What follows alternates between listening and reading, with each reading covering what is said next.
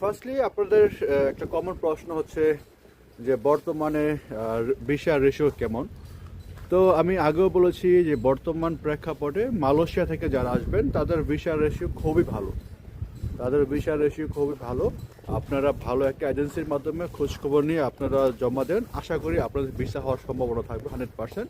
যদিও ভিসার ব্যাপারটা থাকে সম্পূর্ণ অ্যাম্বাসির হাতে, এটা কোনো এজেন্সি বা কোনো ব্যক্তির হাতে থাকে না। তবে এজেন্সি বা ব্যক্তিরা যা যা করতে হবে, আপনাকে যে ধরনের পেপারসগুলো লাগবে, ডকুমেন্ট লাগবে, তারা সম্পূর্ণ কাজগুলো করে থাকে মূলত।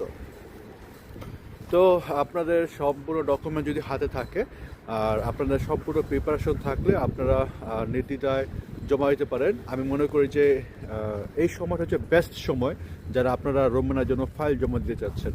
কারণ হচ্ছে এখন যদি আপনারা জমা দেন সেক্ষেত্রে আপনারা ফাইল পেতে পেতে সামার সিজন